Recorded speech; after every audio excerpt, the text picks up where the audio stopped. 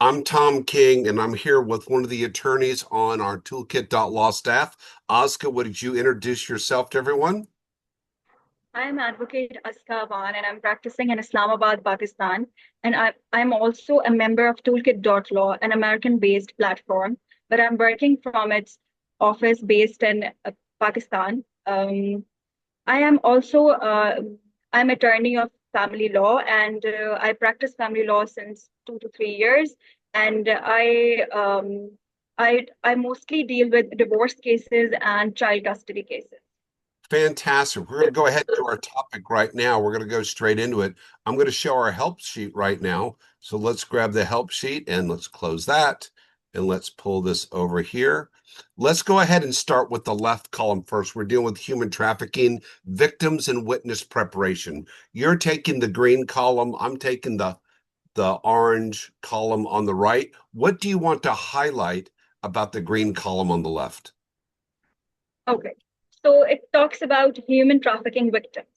Basically, victims of human trafficking often endure physical, emotional, and psychological abuse. They may show some visible signs such as malnutrition, bruises, or lack of personal identification. And, and the signs which are less visible in them is anxiety, depression, or fear of authority figures.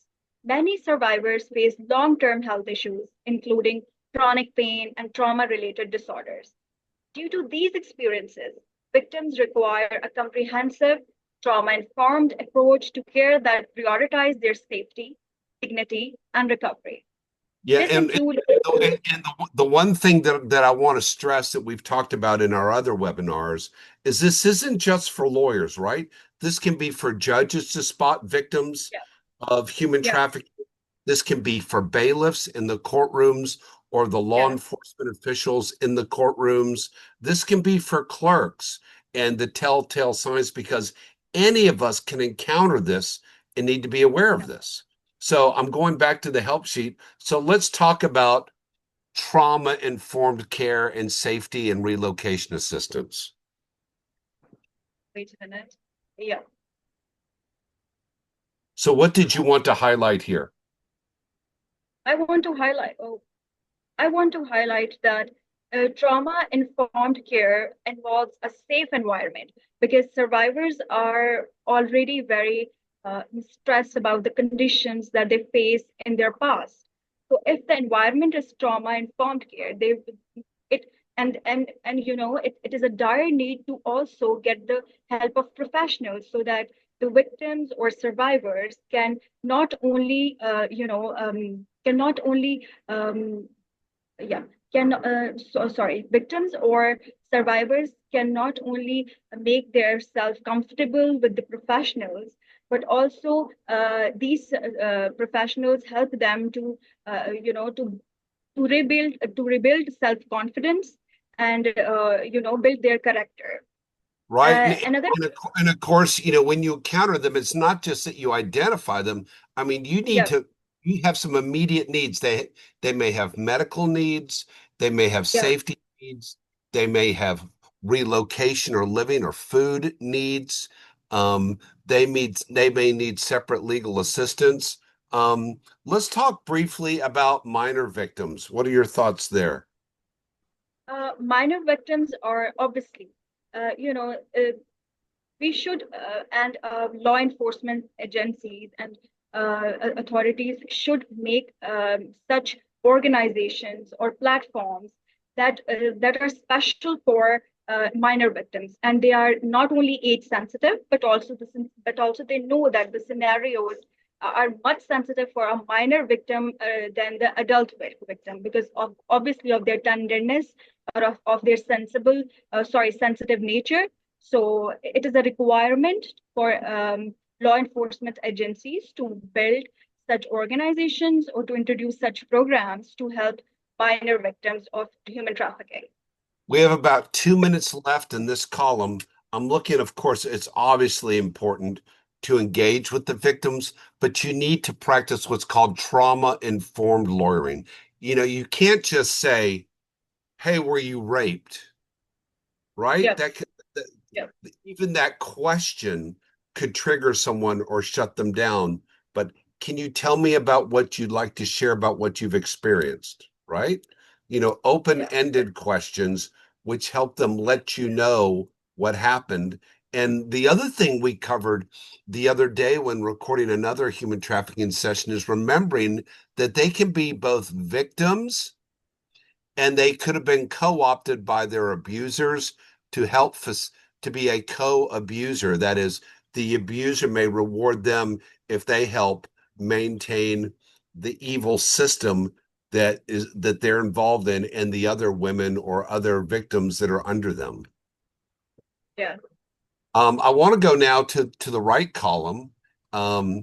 And this column is called human trafficking of witnesses. And of course, the role of a witness is to be able to testify as to what they saw. And obviously, you need to review this with them, and you need to also determine whether or not that witness was also a victim. You need to have a trauma centric a trauma informed approach to how you deal with this. Now, myself, as a former prosecutor, I had good technical question skills, but it took 20 years later until I started to think about trauma informed questioning.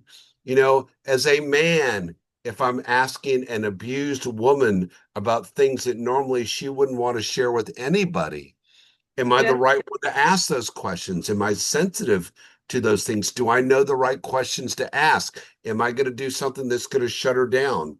Is she going to feel safe in addition to feeling vulnerable, right? And of course, you have to have support for witnesses during trial, and you need to prepare them for what's happening. And you need to make Yeah. sure that witnesses are credible, right? And of course, You the do. other thing is your witnesses may be hostile witnesses for you. They may Yeah. be contrary to who you're interviewing, right, Oscar? Maybe That's lead one to traffic. another path. Yeah. Yeah. So, a lot of times you may not believe the witness and they may be Yeah. contrary to your client's position. So, and you need to prepare your witnesses to being challenged. And you need to give them an idea of what the resources are available for witnesses, but also what are the responsibilities of truthfulness. Don't over exaggerate. If you have evidence, this is how we need to get the evidence in, right? Letting them know what those predicates are and laying the adequate background questions so that the judge or the jury, depending on which of the 80 countries the Toolkit.law services, that you know how to get that evidence in and that the judge or the jury is going to find them credible. Finishing up this side of the help sheet, of course, you want to look at the legal protection for witnesses. Sometimes in some countries, there are protection programs, but those are so rare, right? But you better not overpromise what that what that witness can experience. And you need to do whatever you need to have safety in place after they Yeah. testify. And you may need to talk to the judge in the open courtroom. And depending on what they call it in your country, in our country, the law enforcement officials in courtrooms are called bailiffs. What do they call them in Yeah. Pakistan? Yes. Bailiffs. Okay, you need to say, Yep. I have certainly said to bailiffs, hey, this person's going to be testifying, and Yep. that person has previously attempted to kill them. Oh. That person has previously attempted to do this. We believe that they will try to attack them out in the hallway, or this person is alleged to have previously raped them. I need to bring my witnesses into a separate room. They need to come in and out through a separate uh, exit and entrance. And I'll tell judges, Your Honor, could you please require that that person stay in the courtroom until my witness gets out of the courthouse for the next Yeah. 15 minutes, right? So those are some of the things Very you need. important for their safety. Absolutely. Absolutely. Yeah. But let's go back to this. Now let's go to the second column for human trafficking and victims and witness preparation. Let's look at your blue column. What do you want Yeah. to talk about here, Azka?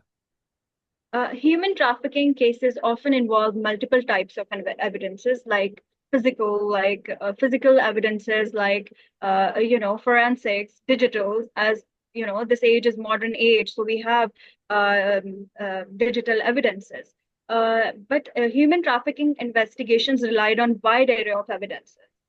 We have physical items like clothing or travel records, and then we have digital records such as social media messages, and you see online advertisements. There are also evidences like forensic evidences, the DNA or fingerprints. They, and we have financial documents as an evidence. Financial documents, the heinous crimes like human trafficking involve illegal fund transfer, like that money laundering that finance their illegal acts. So you Absolutely. can also monitor them. Yeah. And when I think of evidence, it also can be testimony from law enforcement. Did you find that that person had money on them? No. Did they have identification? No. Is there something that you noticed about their use of the English language? Yes, it was their second language, and they seemed to really only know vocabulary in the area of prostitution or drugs, right? If they're forced to work in those areas, those might be the vocabulary words that they're more familiar with. But when you ask them other questions, she didn't really understand. But when I asked about something related to this specific area of human trafficking and modern slavery, she did know the words in these areas. Those are things that are just heartbreaking to say out loud, but those are the Yeah. things that we need to look for because so testimony about what other people saw on them. Did they see bruises? Did they have a lack of identification? Did the oppressor not allow them outside of their control? Things like that. Let's go to the last column. And let's talk about some of the resources. And I hope you and I can jump in together. There are a lot of resources. I'll let Yeah. you cover the second box. I'm going to cover the first. So the United Nations has a human trafficking case law database, and it is a global resource. It's the Office of Drugs and Crime that you can search for international trafficking related court decisions. And many times trafficking will be across international lines, and that is important. So that's a tool to be aware of. What can you tell us about the La Strada International Resource Library? La Strada International, International and the Human Trafficking Legal Center provide research libraries, legal toolkits, and survivor center materials to aid advocacy and enforcement. Specialized resources like the ILO indicators of forced labor and UNICEF toolkit on child trafficking help identify trafficking in different contexts, while platforms like Freedom Collaborative offer training, referral maps, and survivor-led guides.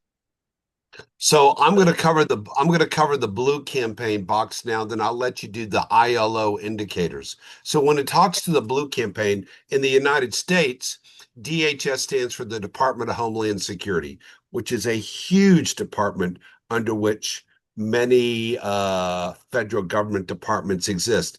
Now, here in the Department of Homeland Security, they offer free professional quality posters, videos, infographics in multiple languages. So these are resources to make people aware of what human trafficking is.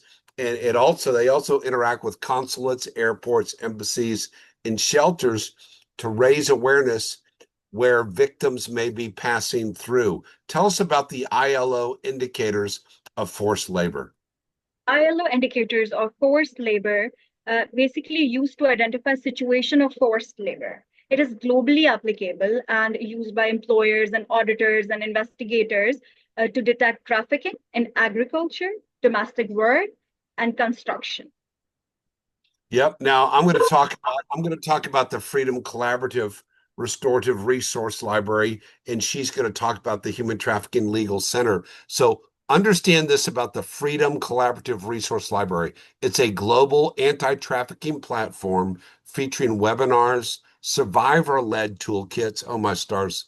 how painful to even talk about, regional training guides, and referral network maps. So the topics do include reintegration, mental health, legal empowerment, and cross-border case handling. And that is so important because so many of these human trafficking cases, again, involve going across state or country lines.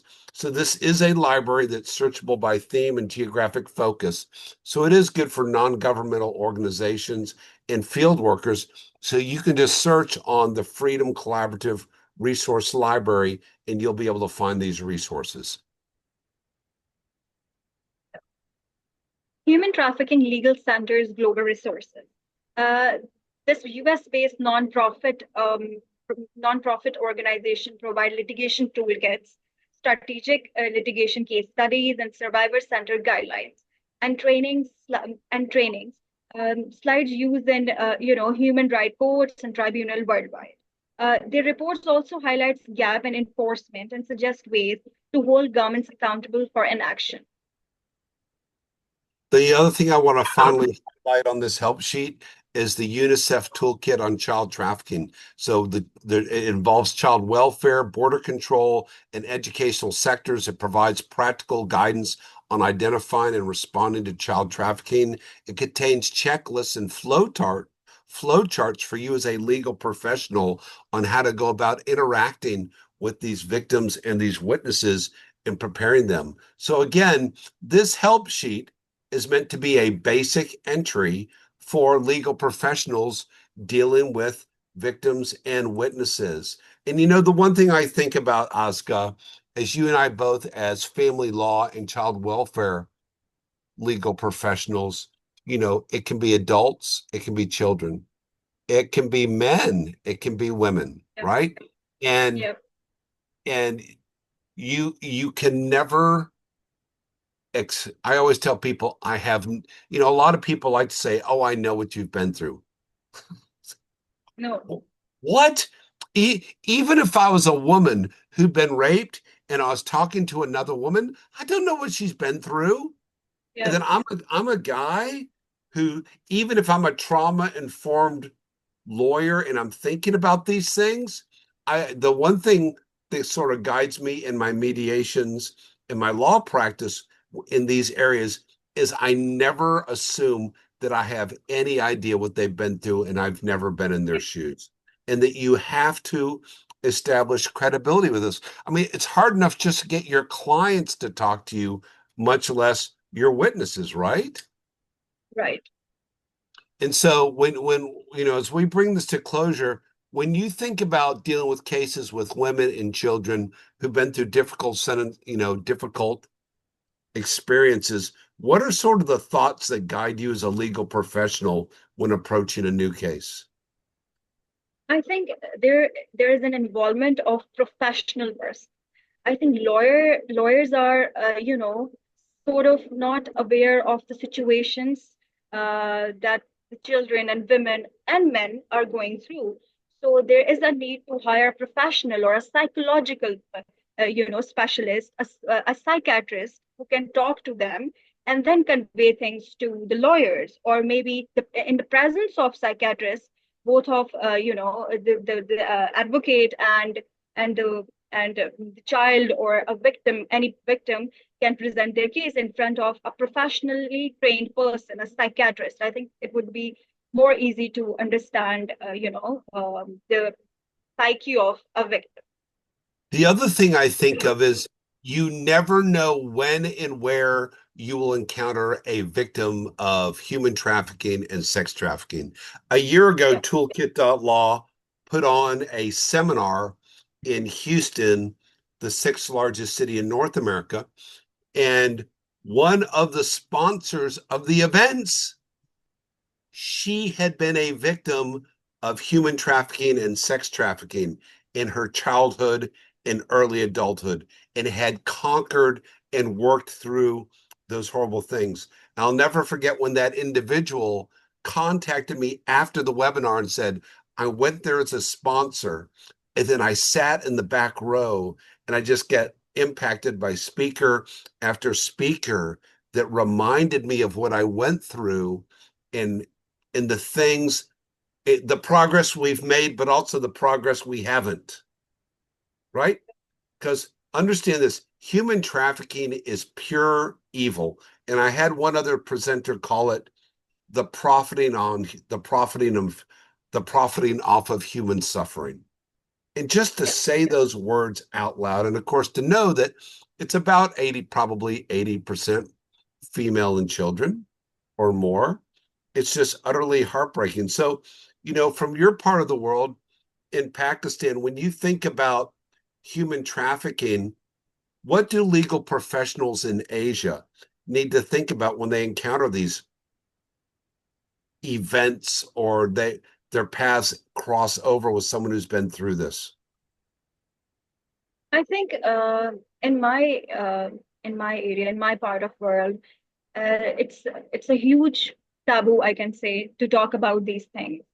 So I Right. think it should be minimized. You should be, you should acknowledge sufferings of victims rather blaming them. There are a lot of cases in our area where victims are blamed, and it's very heartbreaking to see them suffering, even in law enforcement authorities. They don't cooperate with them. I think it's a dire need of a time to cooperate with the victims rather than blaming the victim, be it a woman or a child. You have to stand with the victim rather than blame a victim. And of course,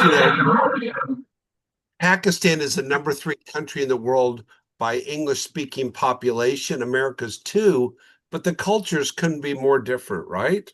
So you're probably a 99.9% Muslim culture, and you're going to have Yeah. your cultural taboos where in North America, or at least in Canada and the United States, the system is going to be very open to talking about those things. And Yeah.